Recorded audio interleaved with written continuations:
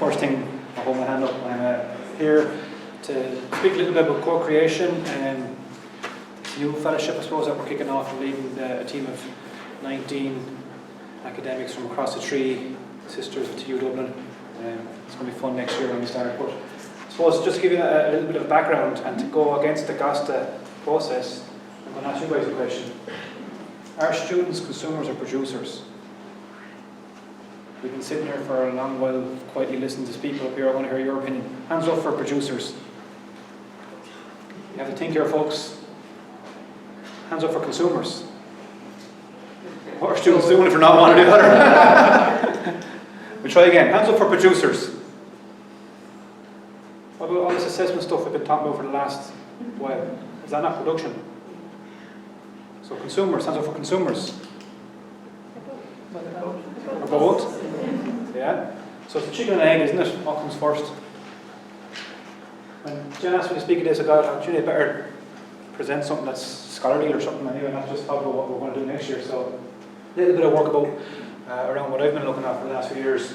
And this kind of paradigm, I suppose, consuming or producing, consuming or creating, kind of, I've been playing around with it for a while. In my classes, particularly large first year classes, it's like a cinema. You have 200 students sitting down, they're all relaxed, kind of falling asleep sometimes, maybe even eating their popcorn like they are in the cinema, and they're watching something down the front, i.e. me trying to keep them entertained and maybe put a bit of information in their head. And I said, well, why not just move to a different approach and get them to create content rather than consume my content? Let's work together and get them to create their content with my support and my help. Okay, so that's the kind of approach we're going to take, and maybe it is a little bit of raw both. It's not totally mad. There is some literature out there to kind of support what I'm doing. John Viggs, lovely statement. Learning cannot be transmitted by direct instruction. What I'm doing to you guys, half this is coming in one ear and it's going out the other, thinking, when are the sandwiches coming? I haven't had a coffee in 3 hours. I'm getting the shakes. What's he saying? He's from Wexford. I don't understand them. But it's created by the students doing activities. So when I ask you to answer the question, you have to turn the cogs in your head and come up with, I'm going to raise my hand here, I'm going to keep my hand down. You've done something. You created something. Yeah, it's a little bit harder than just sitting there going, when is this going to finish? But that's what a lot of students at first should be thinking about my classes anyway. Michael Leary, I seen him speak in Galway in 2009, and he just said something in the middle of a kind of a keynote, and I said, that is exactly what I'm trying to do. Real life, complex and unstructured research-like activities are what drive learning. So learning isn't a straight line. As you heard this morning, it's a difficult space. So sometimes you have to kind of navigate a path. You might fall down, you might get picked up again by your lecturer, it might be your peer, your friend that will pick you back up and say, look, we can do this. But it's never a straight A to B. So the challenge here is to mix these together, to create, get the students to create, get the students to experience research or research-like. Obviously first year students and final year students will experience different types of research. We should try and include it as much as we can. So to show how this can work, just some examples from my own practice, I suppose. Getting the students to create their own assessment strategy. Allowing the students to decide how they're going to show me that they've achieved a learning outcome. If the assessment is only determined by, prove to me you can do 1, 2, 3, 4, 5, 6, whatever number of outcomes you have for your module. Doesn't always have to be an exam, doesn't always have to be a blog, doesn't always have to be whatever. If you can prove to me that you can solve simultaneous equations through modern dance, I'll go with that. It's going to be very hard. We'll try it. So we had a student-led discussion, really are here having a chat with each other, and I was a scribe on the whiteboard. And I was just kind of saying, well, here's the outcomes. How do you think you can show me that? So we kind of said, mind mapping, blogs, reflections, portfolios, teaching each other. So they listed out loads of things that they wanted to try and show me that they've achieved their outcomes through. And then I said, well, let's think about how we can divide it. Which one's going to take the most effort and try and put a kind of a weighting on that. Okay, so I was lucky. This module was 100% CA. Deliberately vague, I suppose, in the descriptor data could be changed year on year. It's a CA module. There's no exam at the end of it. So this could change every year depending on what the students decided. So the students did a lot of reflection, and in their reflections they actually said that this was kind of a different approach for their learning. They felt more in charge. They felt like they designed their assessment strategy to suit them as a class, as a cohort. They had to discuss with each other to figure out, well, if this student here preferred to have modern dance and this guy here said, no way, I'm not dancing in a tutu. They had to discuss, negotiate. Okay, so develop communication skills with it. Bring it a little bit further then. Instead of always relying on the assessment to drive the learning, give the students to design and develop and create as part of the class. Every class was a design class.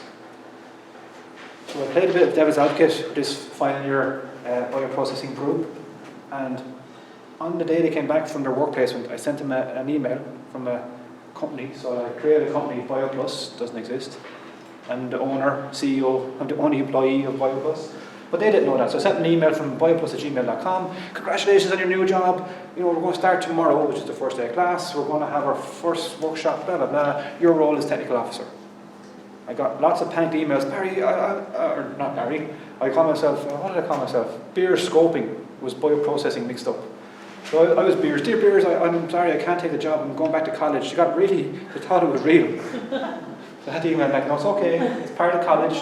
I know Barry, it's fine. I know Barry, I am Barry. Anyway, so every week I got a memo from Beers. Beers sent me a memo. The memo was all they got for the class. And in the class, the entire 2 hours was spent me going around, letting them sit in groups and prodding them. So the memo asked them to do a number of different things. So they had to digest the memo, link to past memos, identify what Beers has asked them to do, and then allocate a task and figure out the problem. Problem-based learning, essentially. It's dynamic problem-based learning, because every week I put in a little curveball. So the first week, let them settle in. Second week, oh, by the way, the supply chain is broken. There's a Somali pirate surf taking over your ship on the Horn of Africa. You can't get your product. What are you going to do now? So you kind of put in little curveballs to keep them on their toes. So you have to adapt. Keeps it fresh every week. And at the end of the week, so on Friday PM, the last part of the class, they get their memo for the next week. They have a full week to cycle it through, and on Friday morning they present your ideas. So like a work environment, you come in, you pitch your ideas, here's what we're doing for our product, here's how we're going to come around that problem with Somali pirates taking our raw materials. Integrating peer assessment, again, trying to reduce my voice in the classroom. Remember, direct instruction is not great. Letting people do stuff, probably much better. 2 stars in a wish approach, kind of what we do by default. The sandwich approach, same idea. Something good, try and do something better, something good, so you feel like you're getting, getting good to bring you into the feedback process. You're getting the kind of bad news in the middle, and you're finishing with some good news. You feel like, oh, that wasn't so bad. I can do this. But getting the students to do it. This is Debbie giving her feedback to other groups. So 2 members from other groups sat with Debbie. Debbie spent a lot of effort. She didn't have a big enough piece of paper to give the information to her peers, so she went to the chip shop and got the chip paper, the big long roll of chip paper, so she could draw out her ideas, so she could effectively communicate to her peers. So peer-assisted learning, where they design little games to help each other learn, and peer-assisted feedback, where as the groups presented their games or worked through their scenarios, their peers were the ones that gave them feedback. Okay, so I sat back in the class, let them just do their own thing, and made sure that kind of the ship sailed generally in the right direction. So evaluation, very light, we don't have much time. 5 key areas came out after some detailed thematic analysis. The one that I really like best, and the code kind of epitomizes everything that we try to achieve. I really enjoyed team meetings, hearing other group members give their ideas, talking or taking them in and giving my opinion was what I found to be the real highlight of the project. So students working in groups, normally they say, oh, I don't want to work in a group, I hate the loafer who's going to do no work, and this one is a real dictator, she wants to work done by tomorrow. This student, this is great, it's like real life. They just come back from workplace, and so they had experienced what it's like in real life, and this was more like real life for them. So I said, this is what it feels like for me to be in a workplace environment, but still in college. So to effectively create, okay, go back to this idea of creation, or redesign. So for first years they might have the underpinning knowledge just yet to go from first principles. So maybe give them something and say, look, how would you do this better maybe? As part of the student-centered learning assessment and feedback approach, the student must analyse and synthesize. Okay, so for familiar with Bloom's, this famous triangle, these are things that are up at the top. They're the hard to do things. Okay, when you're asked to do a programmatic review, you're doing a test and you're looking across the spectrum and getting all these things, and your head is melted because you're trying to bring all this stuff together, you're synthesizing stuff. So we're asking our students to do that as well, to get those higher order skills practiced. Multimodal sources. So Wikipedia, yeah, they still go to use Wikipedia, it's fine as a starting point. Did I say that? Papers, in your journals, the grade literature, books, they still go to the library, books are still there, Then when they get back to the groups, they brainstorm, conceptualize, create, implement and evaluate. Again, they're hard things to do. Think about you being asked to do something like that, and you're the expert in your discipline. They get your cogs turned quickly. After the initial kind of, here's my first attempt, reflect and refine. Can you tweak it? Can you make it better? Can you share with your peers and get them to take a look at it and get their feedback? Ask the peers to evaluate your work. Try and make your work better. So the question is, are these skills not that we want every student to develop in every module? So just by flipping the paradigm from consumers to creators, these skills de facto become part of the process. They cannot escape from these skills. They have to practice and get better at these skills because you've gone from giving them stuff to expecting stuff. So, here's the sales pitch. You can leave now if you want. At the minute I'm running Teaching Champion along with Greg with the assessment calendars. My one is TP, so it's Technology Enhanced Peer Instruction. So getting the peers to instruct each other. Okay, Eric Mazur from Harvard was the kind of the famous guy that got this up and running in physics. And what I'm trying to add to it is technology. So if you're working in a large class like I do, with first and secondary groups, getting peers to work together can be like Croke Park when Dubs win All Ireland final day. It's just crazy. So can you control that? Can you hear the voices but not be in amongst the crowd? And technology might be a way to achieve that. So trying to move through the phases of active learning. You give them stuff and they do something with it. Constructive learning, they produce something out of the activity. To interactive. This goes to dialogue patterns, and we spoke quite a lot in earlier talks about this idea of feedback being a dialogue, not just giving feedback, that's it. It's two-way communication. So can you go to teaching interactively through dialogue and then give feedback interactively as well, and that really enhances the process. So there's two types of dialogues we focus on: instructional dialogues, so discussion with experts, that's when you talk to the students, and joint dialogues when the students talk to the students. And you need both of those dialogue processes for this to take place and come to life. So there's a framework that I'm using for TP, where you go from no interaction to synergistic, as in without the students or without you, this doesn't happen. You have to work symbiotically. So most staff are kind of somewhere on the scale. You definitely interact with your students just by talking to them. But are you synergistic? Is your classroom, are you not the centre of your classroom? If you are, you're not synergistic, you're probably dialogic. Okay? So moving along the kind of bringing this triangle and mapping onto this framework, what technologies can you use to help you progress up the ladder here? If it is a ladder, if it is hierarchical. Or do you want to progress? Are you happy to kind of go backwards and forwards? And there's a couple of technologies that I'm happy to share, happy to work with people who want to get involved. It is from the College of Science. Don't tell Kieran O'Leary, but I'm happy to speak to anybody. Finally, the new fellowship. Okay, so LEAF is going to really fit into what we're doing for Co-Create. So Co-Create, we have a lovely logo. It was designed by Nick Duffy at Blanchetown campus. And this is a group of us out at Blanchetown at the launch. We look really good and polished. See us in 2 years' time, we'll probably be slightly different.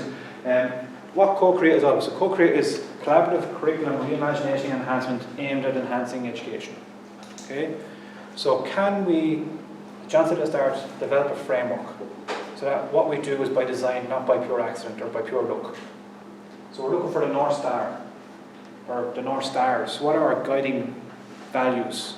Do we value students as creators? Do we value work placements? Do we value blended or online learning? What are the values that at TU Dublin, the three sisters at TU Dublin, what do we value? From the staff perspective, from the student perspective, from the stakeholders, community partners, industrial partners, anyone that has any connection to TU Dublin, we want to hear their voices, we want to hear their opinions, we want to hear what they value, and then bring it all together, along with the literature, along with best practice, and see if we can create a framework by design that's unique to TU Dublin that we can use to enhance the journey through, but also produce graduates that are recognised as being, oh, that must be a TU Dublin graduate. So at the minute we're here, something doing now, winning hearts and minds and trying to win your heart and win your mind. If you want to come along on the journey with us, we have loads of consultation processes taking place, particularly semester 1 next year. We want to hear everyone's voice. We're going to have consultation, large events on each of the campus sites. If you can't come to one, by all means get on the Lewis, head out to Tala, jump on a bus. I've done it before, get to Blanchetown. It isn't that bad. I think it's a 38. It's interesting, but you get there.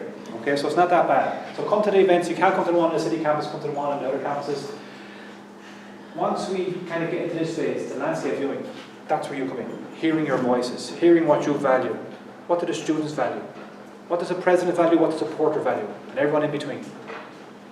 We're then going to develop a framework and we're going to come back to you and say, well, here's a framework, what do you think? We're looking for feedback, we're looking for peer feedback. So can you make our iteration better the next time around?